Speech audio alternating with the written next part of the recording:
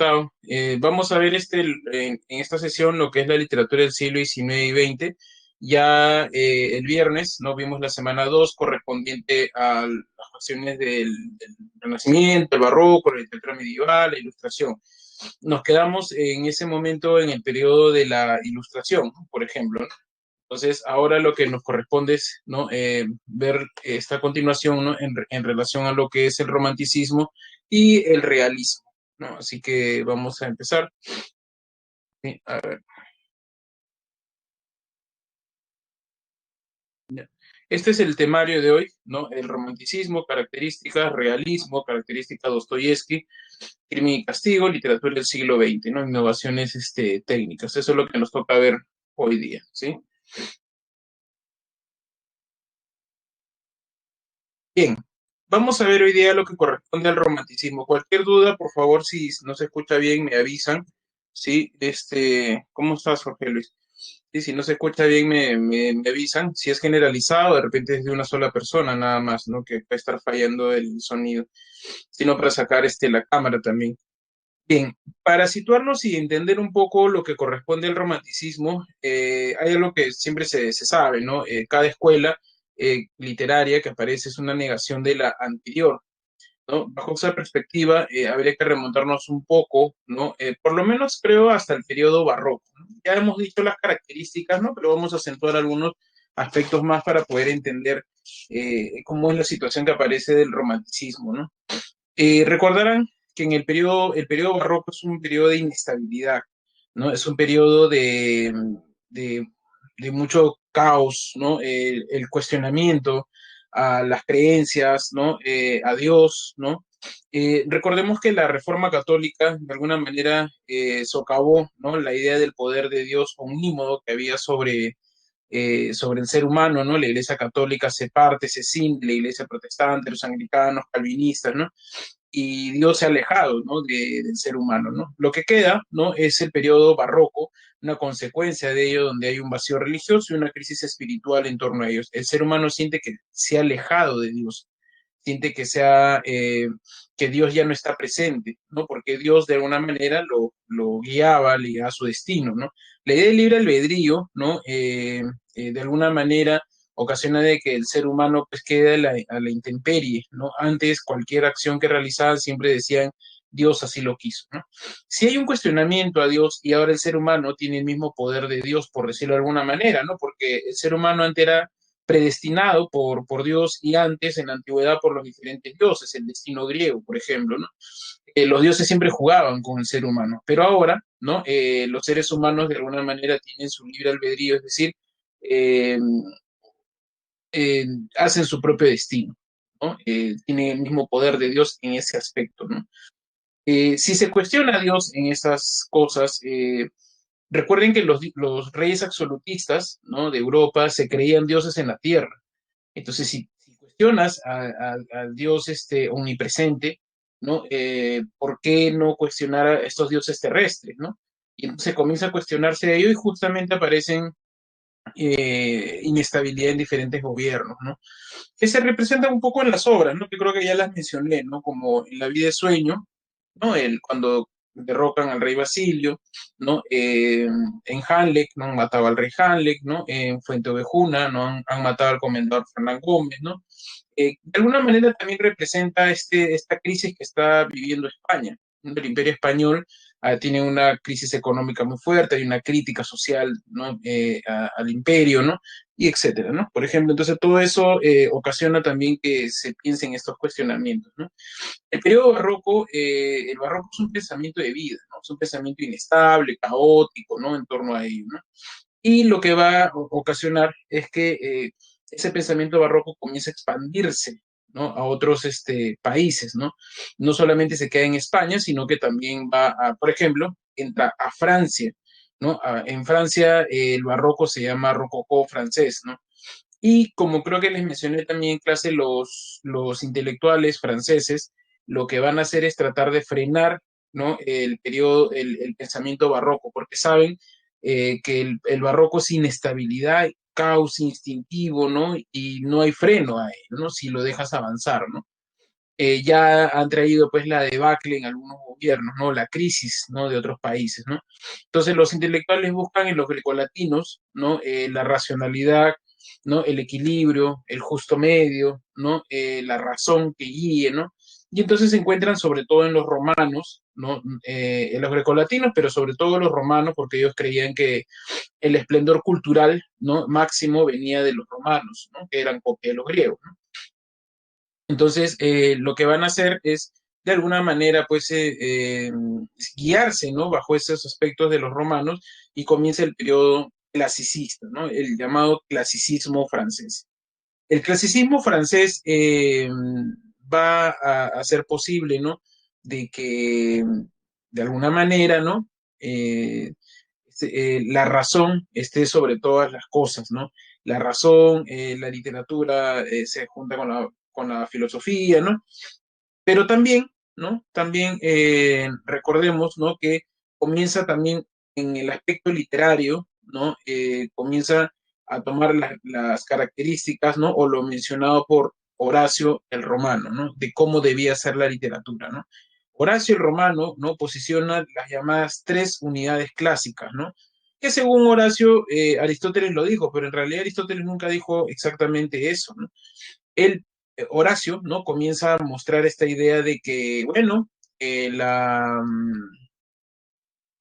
literatura, ¿no? Las obras teatrales, ¿no? Tienen que desarrollarse en un solo día, ¿no? Tener una sola acción dramática, ¿no? Y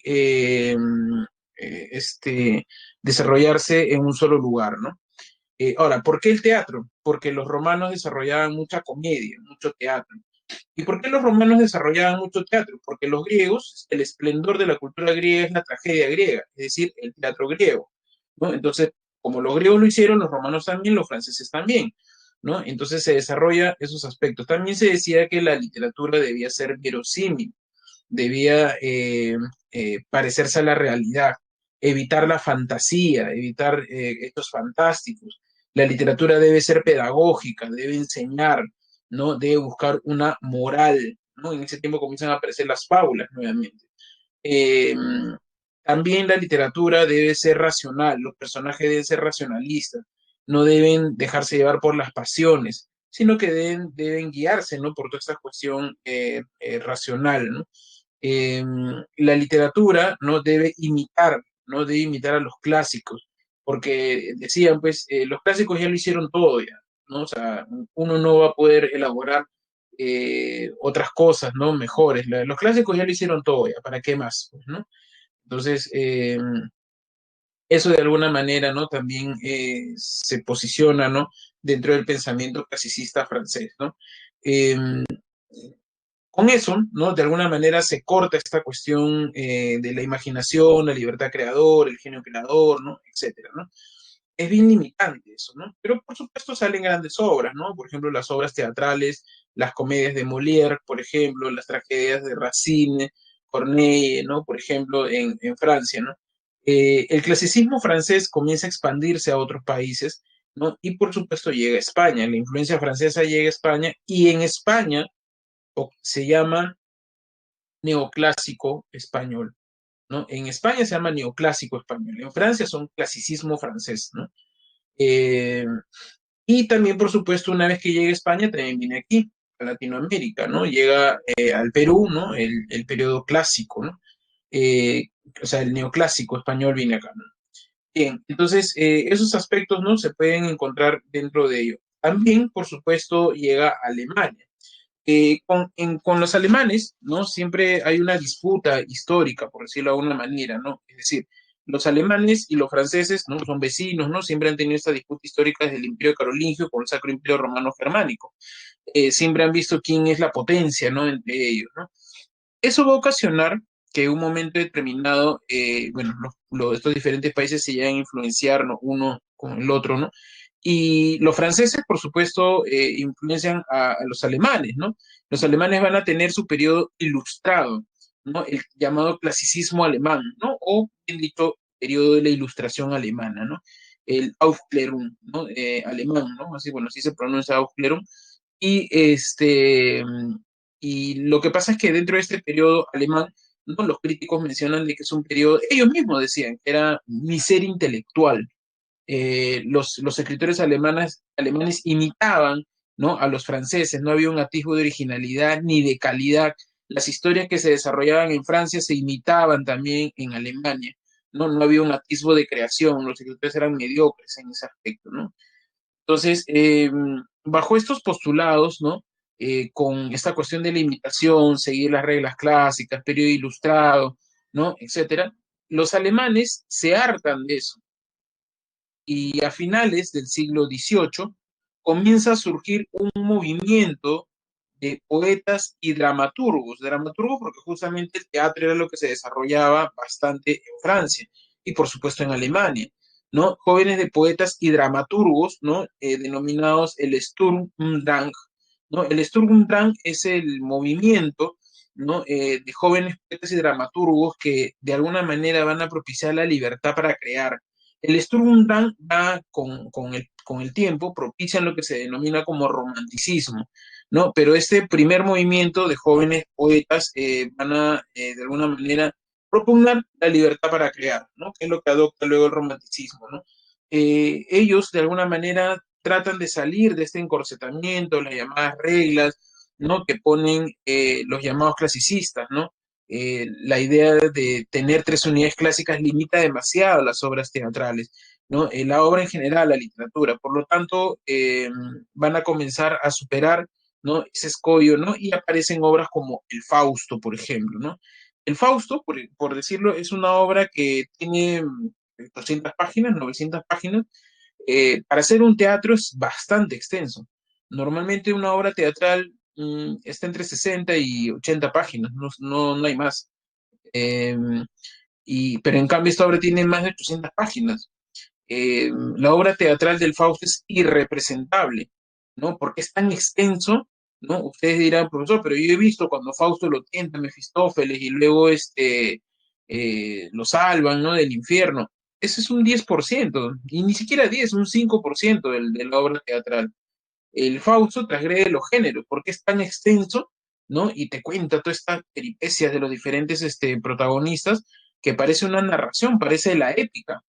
Su lenguaje es tan lírico, tan poético, que parece el género lírico, pero es una obra del género dramático, ¿no? Entonces transgrede, o sea, el hecho de un solo espacio, eso no se cumple, porque vemos la casa de Fausto, luego van al infierno, luego van a la naturaleza, al bosque, a la noche de Walpurgis, ¿no?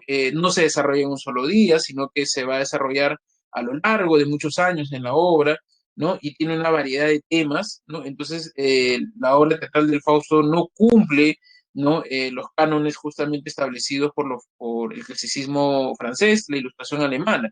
Entonces, ahí, por ejemplo, vemos una transgresión, ¿no? Y es que hay una libertad para crear, ¿no? Desobediencia a las llamadas reglas clásicas. También, ¿no? Hay una preponderancia hacia la imaginación, ¿no? Lo que pasa es que recuerden que en el clasicismo se solicitaba de que sea verosímil la obra, ¿no? Que sea, que se parezca a la realidad, ¿no?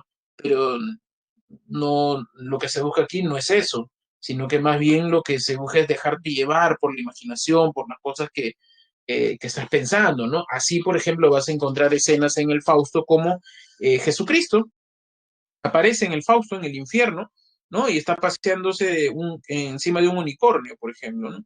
Fausto desciende al infierno para casarse con Helena de Troya, que también está ahí, ¿no? Y tiene a su ojo Euforión, ¿no? Entonces ahí vemos cómo hay un incentivo a imaginar cosas, por ejemplo, ¿no?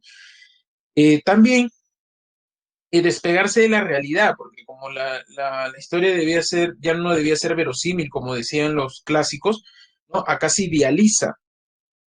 Toda idealización, ¿no? Conlleva a que de alguna manera se despegue de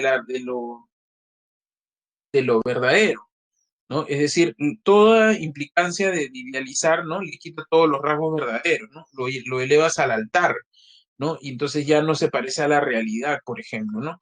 Eh, la literatura romántica no va a mirar el presente, ¿no? Está lleno de subjetividad, ¿no? Porque recuerden que la ilustración sí miraba el presente, ¿no? Pero el presente alemán pues era imitar a los franceses, entonces van a incentivar a mirar hacia el pasado.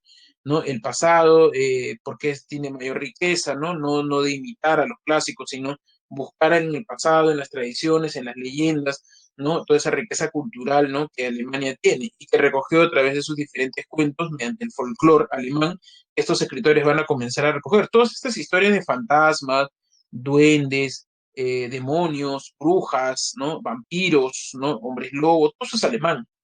Eso todo se contaba en las historias del folclore alemán, ¿no? Y lo recogen y lo van a transmitir, ¿no? Y eso es lo que ha quedado hasta el día de hoy, ¿no? Eh, y por supuesto, muchos de estos seres, ¿no? Están dejados por la imaginación, por supuesto, ¿no? Bueno, esta preocupación por el pasado y el folclore alemán, ¿no? Va a ser una de las características centrales del romanticismo, ¿no? Hay un individualismo, un culto al yo, ¿no? Es decir, hay una egolatría, ¿no? ¿Por qué? Lo que pasa es que el clasicismo, ¿no? Te decía que de alguna manera tenías que imitar a los clásicos porque los clásicos ya lo habían hecho todo, ¿no? Entonces, lo que se busca aquí más bien es, o sea, imagínate, creces con 150 años diciéndote que no puedes ser capaz de hacer una obra clásica, ¿no? Eso es lo que te dicen, ¿no? Necesitas creértela, necesitas tener un ego bastante fuerte, ¿no? Un yo fuerte para decir, sí, sí puedo hacer una obra clásica, pues, ¿no? Y eso es lo que ocurre entre ellos, ¿no? Cuando Schiller publica su obra, Guillermo Tell, ¿no? La crítica, entre ellos decían que su obra era mejor que Sófocles, que cualquier obra de Sófocles, o las obras de Goethe, por ejemplo, eran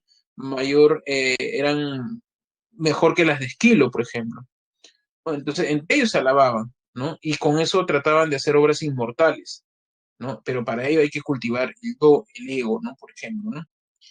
Bien, entre algunos escritores alemanes, ¿no? Yo recomiendo escribir, por ejemplo, Hölderlin, ¿no? El gran poeta alemán, ¿no? Hölderlin, ay, perdón, Hölderlin, con su obra Pan y Vino, un gran poema extenso, o si no, La muerte de Empédocles también, ¿no? Muerte de Empédocles, ¿no? También es su obra teatral, ¿no? Que está basada en ese filósofo presocrático, Empédocles, ¿no? Que se tira al volcán. Eh, Hölderlin se volvió loco cuando tenía 31 años, más o menos. Eh, y la historia de Hölderlin es, bueno, propio del romanticismo, ¿no? Su familia lo dejó desamparado al perder la razón y andaba por las calles y un admirador, ni siquiera un pariente amigo, una persona que admiraba la poesía de Hölderlin, lo lleva a su casa y lo cuida hasta que él muere. O sea, y Hölderlin muere hasta a los 65 años en promedio. O sea, durante 33 años en promedio cuida a Hölderlin, que estaba loco, ¿no? Otro de los escritores alemanes, ¿no? También muy buenos es Novalis, ¿no? Con sus llamados himnos a la noche, ¿no? Novalis se dejó morir, como se dice, ¿no? A los 27 años muere su amada, Sophie, y como dicen los alemanes, literalmente se dejó morir. Al año siguiente murió de pena. Escribió una gran obra, que es un poema fúnebre, ¿no? A Sophie, que es Himnos a la noche, donde la muerte y la noche es el reencuentro, ¿no? De la amada, el amor está ahí en la noche, ¿no? Con la amada, por ejemplo, ¿no? Está Schiller, ¿no? Schiller, el autor de Guillermo Tell, ¿no? Oda a la alegría, ¿no? Que luego Beethoven va a musicalizar este poema. Y por supuesto, el inigualable, ¿no? Goethe, ¿no? Goethe es el autor que es la escrita joven Berta, ¿no? El Fausto, por ejemplo. Y bueno, y hay otros, ¿no? Klopstock, Tieck, ¿no? Por ejemplo, ¿no? Grandes narradores, ¿no? Que van a, si te gusta el cuento de terror, tienes que leer a Klopstock o a Tieck, pues, ¿no? O sea, eh, pero era el folclore, además, lo que ellos recogen, ¿no? Por ejemplo, ¿no? Bien, ¿alguna consulta o pregunta hasta ahí? Consulta, pregunta en cuanto al romanticismo.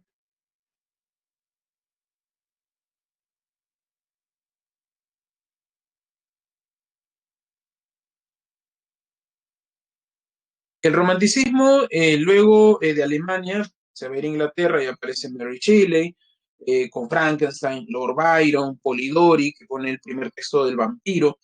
Luego, ¿no? Se va a trasladar a Francia, está Chateaubriand, está Victor Hugo, ¿no? Víctor Hugo escribe las dos novelas románticas por excelencia, Nuestra Señora de París y Los Miserables, pese a que se publicó por 1860, es una novela romántica, Los Miserables. La idea de la nación, ¿no? La idea de dejarse dar por las pasiones, ¿no? Eh, bueno, son esas, es más o menos la trayectoria. Luego va a España, tardíamente, cuando ya en Europa estaba el realismo, ¿no? Y luego ese romanticismo beckeriano tardío, ¿no? Que hay en Europa, en España específicamente, llega aquí a Latinoamérica, ¿no? Bien. ¿Cómo se llama la novela de terror, profe? ¿Cuál? ¿Cuál novela?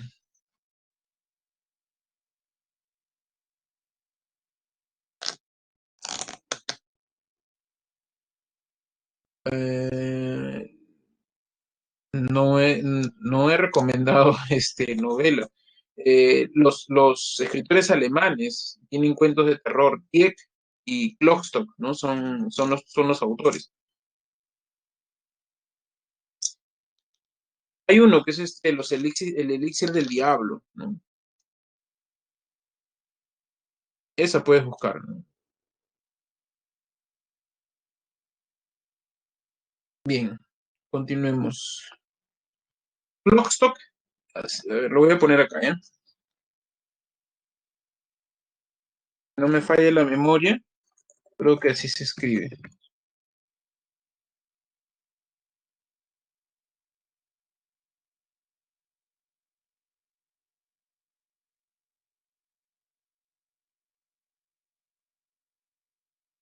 El otro sí es Tieck. Sí, Jonathan, gracias. Sí, idealizaron la naturaleza, porque lo que pasa es que los alemanes regresan un poco a los griegos, ¿no? Y los griegos idealizaban la naturaleza porque sentían que la naturaleza estaba deificada, es decir, la naturaleza era una diosa, ¿no? Y los alemanes ensalzan la naturaleza. Si leen a Hölderlin en Pan y Vino y otros de sus poemas, es heroico, ¿no? Tiene una cuestión heroica de la naturaleza, ¿no? Le cantan a la naturaleza porque ellos sienten que la naturaleza es una diosa, ¿no?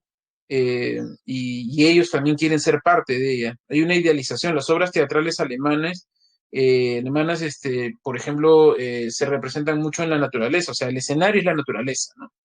Ya no están en los palacios, ¿no? Por ejemplo, ¿no? Hacen muchas obras teatrales y novelas también. Por ejemplo, Werther, ¿no? Empieza cuando él está en el bosque, porque está deificada la naturaleza, ¿no? Por ejemplo. Cantar la naturaleza también es ser parte de esta deidad, ¿no? Que es la naturaleza. Bien, no sé si hay alguna pregunta.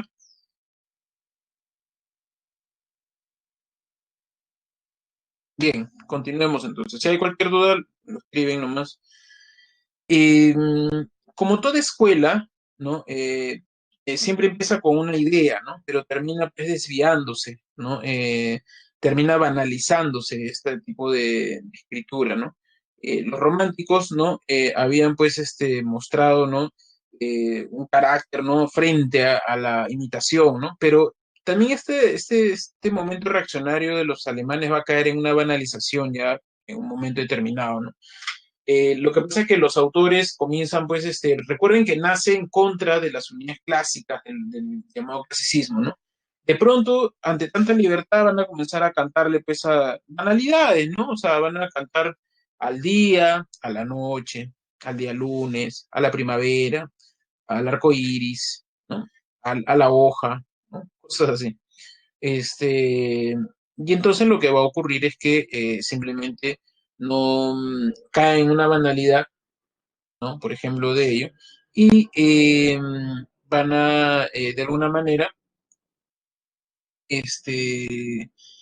ante los cambios sociales que comienzan a suceder a finales del no, a principios del siglo XIX, o sea, como consecuencia de la Revolución Francesa, el gobierno de terror y el Imperio Napoleónico, van a comenzar a suceder las dos revoluciones burguesas, la del 30 y la del 48, ¿no?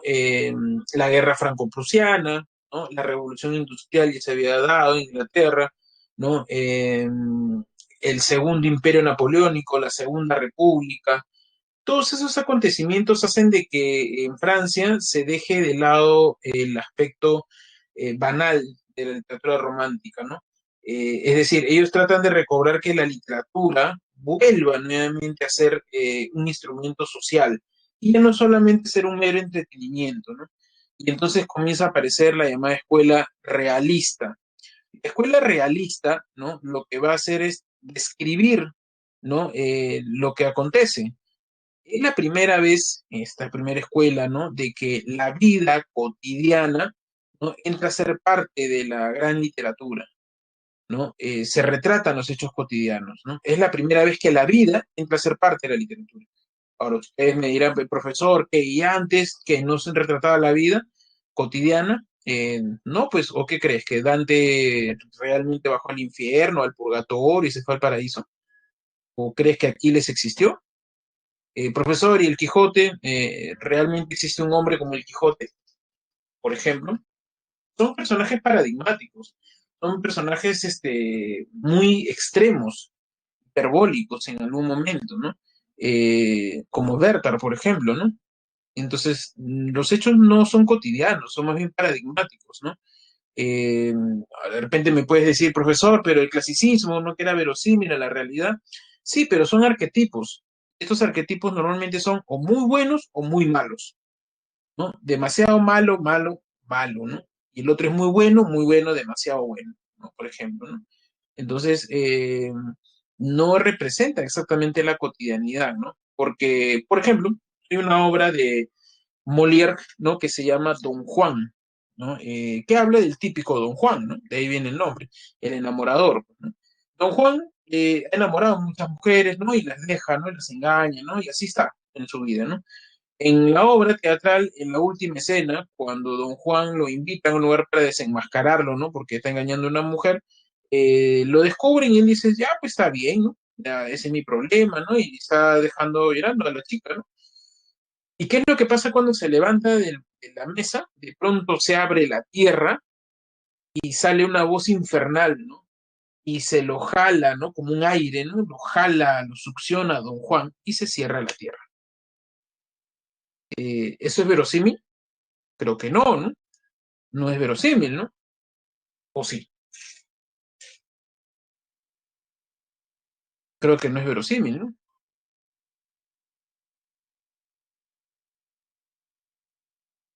Cuba de todos los días.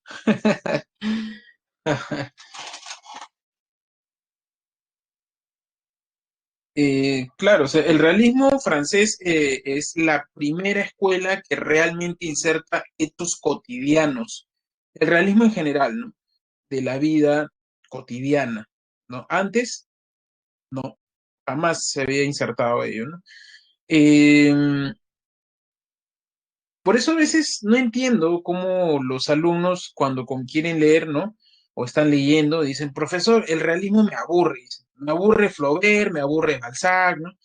Y yo digo, pero si estos escritores retratan la vida cotidiana, o sea, tú lees a Flaubert, lees a Balzac, ¿no? Y tú te puedes identificar con uno de los personajes porque también dudan, también tienen sus crisis, también son empeñosos, también a veces se ven frustrados, a veces tienen sus victorias, los diálogos se parecen a cualquier diálogo de cualquier persona normal, ¿no? ¿Y por qué les aburre? De repente yo digo, pues, si eso representa la vida cotidiana y les aburre, es que les aburre su vida, pues, ¿no? También, ¿no? Me parece el realismo, ¿no? Francés y luego ruso, ¿no? Retrata de alguna manera, pues, la vida, ¿no? Cotidiana. Eh, no sé, yo recuerdo que cuando leí por primera vez Papá Goriot, ¿no? Hay el personaje Rastignac, ¿no?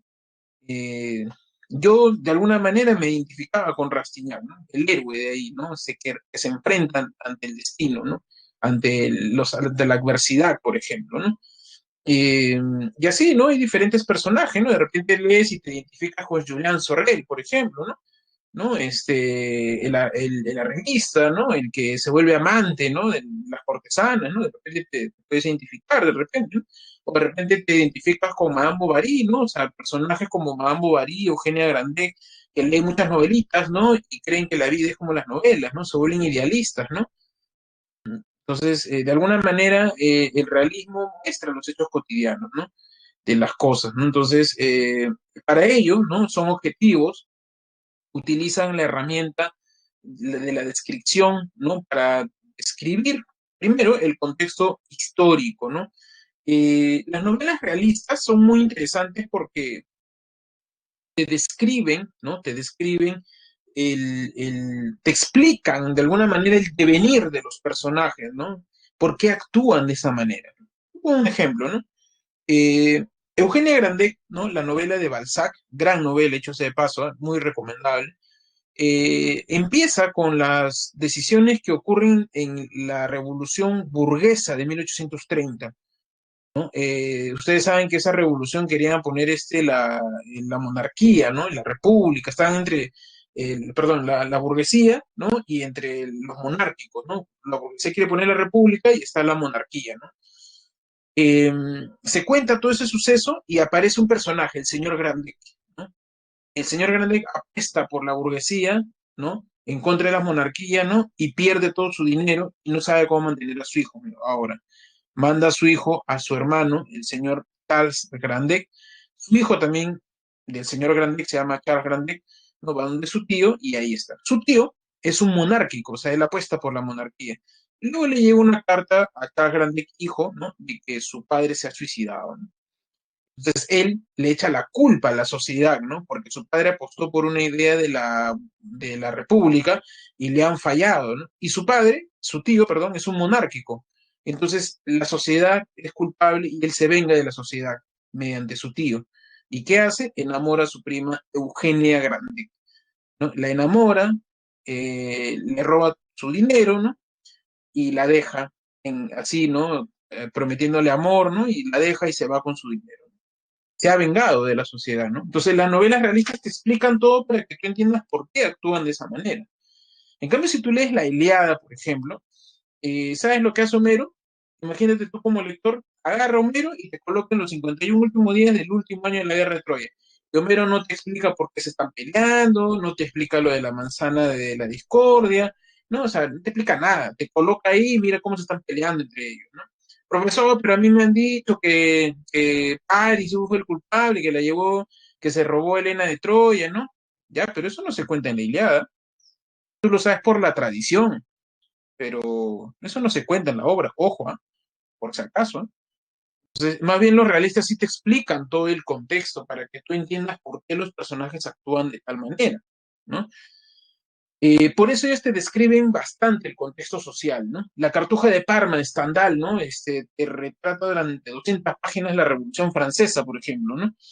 En Guerra y Paz, ¿no? En el primer tomo, las primeras 200 páginas te retratan todo lo que ocurre en Francia, ¿no? Y los bailes cortesanos que están realizando para entender cómo van a realizar un baile para casar a un príncipe tal con otra, con una princesa tal, ¿no? Por ejemplo, ¿no? Entonces, eso, ¿no? Se describe el contexto histórico, se describe los ambientes sociales, ¿no? Se describe los sitios neurálgicos de la sociedad, ¿no? Donde se desarrollan, ¿no? Muchos aspectos, ¿no? En cuanto a eso. Y también, ¿no? Se describen a los personajes, arquetipos sociales, ¿no? Es decir, en la revista, siempre va a haber revistas en la sociedad, como Julian Sorel, por ejemplo, o Vautrin, ¿no? Un personaje de Balzac. También las personas idealistas, Eugenia Grandet, Ana Karenina, Madame Bovary, ¿no? ¿Quién más? No sé, y otros personajes más que pueden ser muy típicos de cualquier sociedad, ¿no? eh, Se describen ambientes sociales, conducta y vivencia de los personajes, ¿no? Los personajes muchas veces actúan de manera racional, ¿no? Etcétera, etcétera. El realismo francés, encontramos a Flaubert, padre de la novela moderna, encontramos a Balzac, padre de la novela sociológica, encontramos a Stendhal, padre de la novela histórica, ¿no? Y luego vamos a Rusia, donde encontramos a León Tolstoy, ¿no? Con Guerra y Paz, Ana Karenina y Fedor Dostoyevsky, ¿no? Recomendados, Los hermanos Karamazov, Los endemoniados, Memorias del subsuelo, ¿no? Y por supuesto, Crimen y Castigo, ¿no? La narrativa de Dostoyevsky, ¿no? Se caracteriza mucho porque su narrador, ¿no? Es un narrador omnisciente, que de alguna manera, como es omnisciente, sabe lo que piensan sus personajes. Se solidariza con los personajes por su sufrimiento. Recordemos que los rusos, ¿no? Albergaban lo que era una iglesia ortodoxa. sea, recuerda que cuando se divide la iglesia católica, hay unos que se van y dicen, no, ¿sabes qué? Somos austeros, queremos ser ortodoxos, queremos volver a la pobreza que Cristo tenía, no mucho lujo, como en el Papa, ¿no? El Vaticano, ¿no? Y entonces ellos hacían toda la austeridad, bueno, aunque ellos no tienen nada de austeros, ¿sabes? Porque también están llenos de plata también. Pero en ese momento, pues, ¿no? Entonces en Rusia, pues, se instala una iglesia ortodoxa y son muy católicos, ¿no? En ese momento, ¿no? Entonces, Dostoyevsky muestra que los personajes son muy éticos, que si transgreden una ley, se atormentan, ¿no? Por esta religiosidad, culpabilidad que tienen, ¿no? Hay unas preocupaciones morales, religiosas, ¿no? Se refleja un poco el mundo interior porque el narrador omnisciente te describe lo que están pensando sus personajes. Gracias a eso, como conoce lo que piensan sus personajes, hay un profundo análisis de la psicología de los personajes, por ejemplo, ¿no? eh, Cuando transgreden una ley, ¿no? Hay una religiosidad que se atormenta, ¿no? Y se solidariza con el sufrimiento humano, ¿no? Ahora, ¿por qué dice tendencia hacia lo dramático? Lo que pasa es que las obras de Dostoyevsky tienen muchísimos diálogos, muchos diálogos. Con eso, de alguna manera, ¿no? Al haber tantos diálogos, parece género dramático. Por eso dice tendencia hacia lo dramático, por los diálogos innumerables que hay. Los diálogos son extensos, ¿sabes? Pero ojo, siguen siendo novelas sus obras, ¿no? O sea, dice, se parece, hay una tendencia hacia lo dramático, pero es una novela, sino que tiene muchísimos diálogos como las obras teatrales, ¿no? Pero sus novelas tienen descripciones, narraciones, ¿no? Etcétera, ¿no? Bien, dentro de ello encontramos la novela Crimen y Castigo, ¿no? El tema principal de Crimen y Castigo es el conflicto ético entre una moral cristiana humanitaria y una moral intelectualista antihumanitaria, ¿no? Que lo expone pues este Raskolnikov, por ejemplo, ¿no? El amor, ¿no? Es un tema de factor de regeneración moral, por ejemplo, ¿no? La culpa que atormenta a Raskolnikov, ¿no? La pobreza, los problemas sociales, ¿no? Etcétera, ¿no? ¿En qué consiste la obra? A ver, vamos contando un poco. La novela empieza, ¿no? Cuando le llega una carta a Raskolnikov, ¿no? De su madre, ¿no? Diciéndole que están en bancarrota, San Petersburgo, donde se desarrolla la obra, está en una bancarrota económica, no hay trabajo, no hay dinero, ¿no? Y la familia Raskolnikov también está en esa situación. Raskolnikov estudiaba Derecho, ¿no? Ya no estudiaba cuando llega la carta, había dejado los estudios, pero bueno, llega la carta y su madre le dice que su hermana Dunia se va a casar sin amor, ¿no? Sin amor con un viejo con plata, ¿no? Y Raskolnikov pues se siente mal, ¿no? Porque él es ético, ¿no? Él dice, pues, ¿por qué mi hermana se va a sacrificar? Va a sacrificar su amor, su vida, ¿no? Solo para mantenernos, ¿no? Yo debería trabajar, ¿no? Y comienza a entrar en conflicto Raskolnikov, ¿no? Entonces, bajo esa perspectiva, ¿no? Recuerda, necesito dinero, dice Raskolnikov, ¿no? Y recuerda que había una mujer, ¿no? Que de alguna manera tenía dinero, ¿no? Y esta era la usurera, ¿no? La usurera es una prestamista, ¿no? Alguien que prestaba dinero, ¿no? Aliona Ivanovna, ¿no? Aliona Ivanovna, ¿no? Presta dinero y cobra altos intereses, ¿no? Estaba mucha gente pobre, ¿no? Y a veces la gente pobre pues se la pasaba pagando, ¿no? Eh, y bueno, ¿qué es lo que va a ocurrir? Raskolnikov va hacia la casa de la usurera, ¿no? Va con un hacha, le va a empeñar una cigarrera, ¿no? Él- Le da, ¿no? La usurera le dice otra vez, bueno, para nada, que se acá, porque no trabaja, ¿no? Ya, señora, deme el dinero nomás.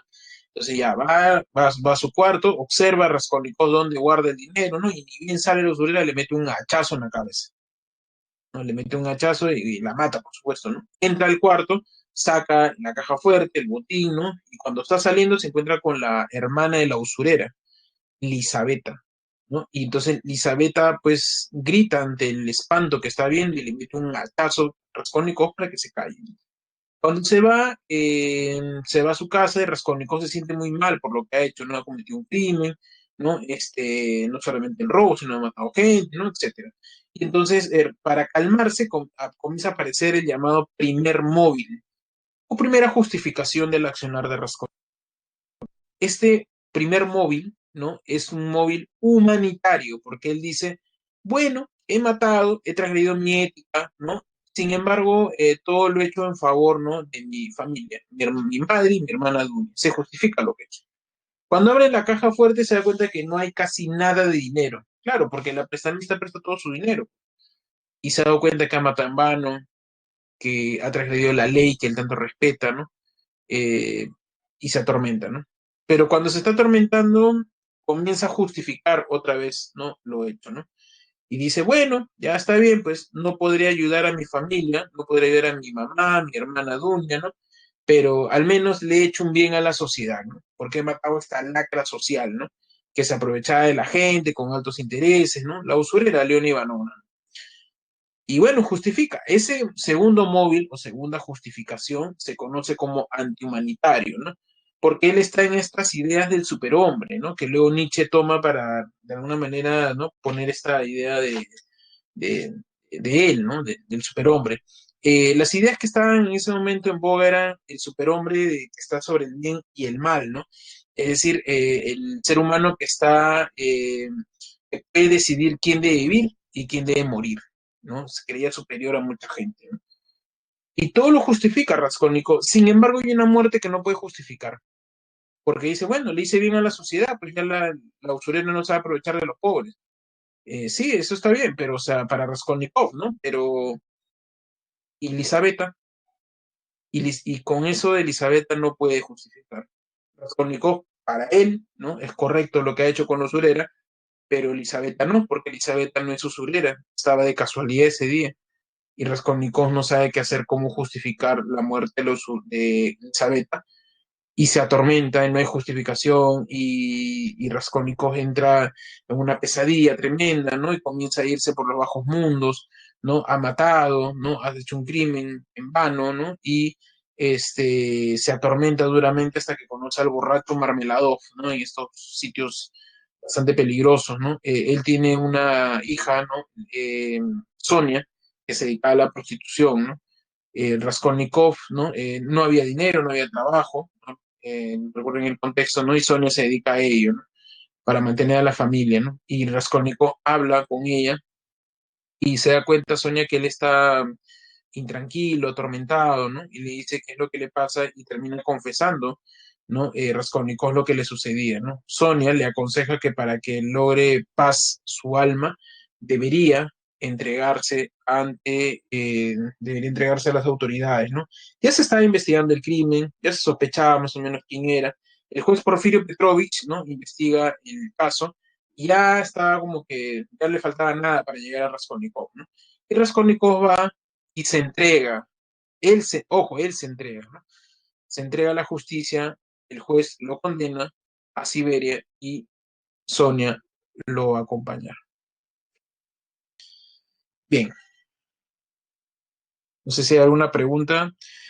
La novela, estructuralmente, ¿no? Está compuesta como si fuera una novela policial, ¿no? ¿Por qué? Porque está estructurado de la manera de un crimen, una investigación y una condena, ¿no? Es una novela policial, ¿no? Una trama policial. Está estructurado con una trama policial, ojo, porque es una novela psicológica, ¿no? Solo la trama está organizada así, por medida del crimen, investigación y condena. A nivel profundo, ¿no? Lo que se encuentra en la interpretación es el conflicto interno ético-psicológico del personaje principal. Bien, jóvenes, no sé si hay alguna consulta, preguntas, jóvenes, ¿todo está claro? Parece, no hay pregunta, parece que todo está claro.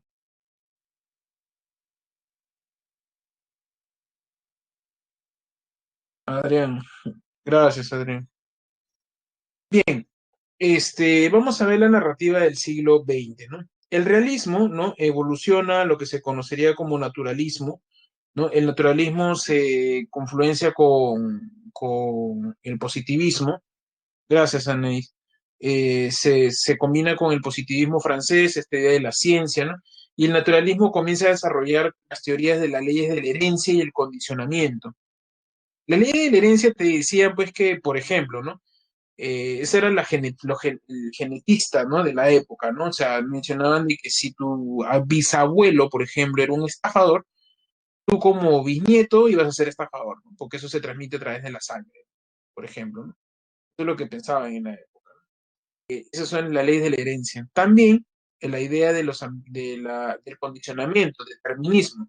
decían pues que si tú nacías en un determinado lugar, ¿no? Por eso eras así, ¿no? Imagínense de América, mencionaban de que como América está en la línea ecuatorial, donde las rayos perpendiculares caen directamente, ¿no? Por eso hay mucho calor acá. Eh, dice que por caer así nos achicharra el cerebro y por eso somos menos inteligentes, ¿no? Eso decían los positivistas, ¿no? Eh, y bueno, eso se quería probar en las novelas, ¿no? En las novelas en las novelas francesas, ¿no? Entra el siglo XX y el positivismo con la ciencia desarrolla la tecnología, ¿no? Le promete al ser humano, ¿no? El trabajo, progreso, ¿no? Va a acabar con el hambre, ¿no? Va a poner muchas medicinas, ¿no? Etcétera. Es toda una promesa de la modernidad. Y de pronto aparece la Primera Guerra Mundial. La Primera Guerra Mundial con armas de destrucción masiva. Y entonces la gente dice, no entiendo, o sea, para eso decían tanto desarrollo de ciencia y tecnología para hacer guerra, ¿no? Eso es lo que comienza a cuestionarse, ¿no? Dentro de ello, ¿no? Este, ok, bien, 3:52 terminamos, jóvenes, nos quedan 5 minutos. Eh, bueno, y eso es lo que ocurre, ¿no? Se comienza a cuestionar ello entre la Primera Guerra Mundial termina, dicen, la ciencia produce guerra, el arte jamás ha producido guerra. Entonces comienza a aparecer la vanguardia, ¿no? La vanguardia aparece, ¿no? Y propicia todo este cambio, ¿no? Los vanguardistas lo que tratan de hacer es construir una sociedad a partir, otra sociedad a partir del arte, por el arte, ¿no? El arte nunca originó guerra, ¿no? Aparecen las novelas y estas novelas comienzan a mostrar, ¿no? Las nuevas tendencias, ¿no? De las técnicas, ¿no? Hay una visión universal, ¿no? Es decir, los diferentes personajes que aparecen en las novelas, ¿no? Son personajes que pueden, de alguna manera, ¿no?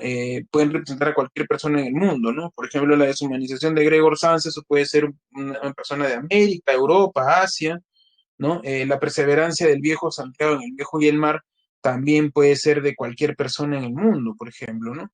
Este, el recuerdo que tiene Marcel En Busca del Tiempo Perdido también, ¿no? O sea, pone una magdalena, ¿no? Y el olor lo conduce a su pasado, a su recuerdo, ¿no? Y escribe 7 tomos de En Busca del Tiempo Perdido, ¿no? El asco existencial que siente Antoine Roquentin también, ¿no? Por ejemplo, ¿no? Este, y bueno, eso es lo que sucede, ¿no? Eh, y bueno, por eso es una visión universal en cuanto a ello, ¿no? E histórica porque de alguna manera lo que va a ocurrir, ¿no? Es que los personajes pueden cambiar su historia, su entorno, ¿no? Entonces, ser histórico es poder cambiar tu entorno, ¿no? En cuanto a ello, ¿no? Se abordan diferentes temas porque ya no hay, como se dice, en el realismo, solo realismo, en el romanticismo, solo textos románticos, ¿no? No, acá se puede ver novelas existencialistas, novelas surrealistas, novelas del absurdo, novelas históricas, novelas policiales, ¿no? Etcétera. Aparecen las técnicas modernas del relato, ¿no? Cuando uno dice punto de vista, que está mencionando la idea de que las novelas ya no tienen el narrador omnisciente, sino que este narrador omnisciente que antes lo sabía todo, sabía cómo terminaba la novela, qué es lo que pensaban sus personajes, ¿no? Este narrador omnisciente se deja de lado por el narrador objetivo. Un narrador objetivo que solo sabe casi nada, poco, como un narrador testigo que solo cuenta lo que sabe, ¿no? Y por ende se necesita de diferentes narradores, los mismos personajes que cuentan su vida, ¿no? Ya el narrador no puede contarte porque no sabe.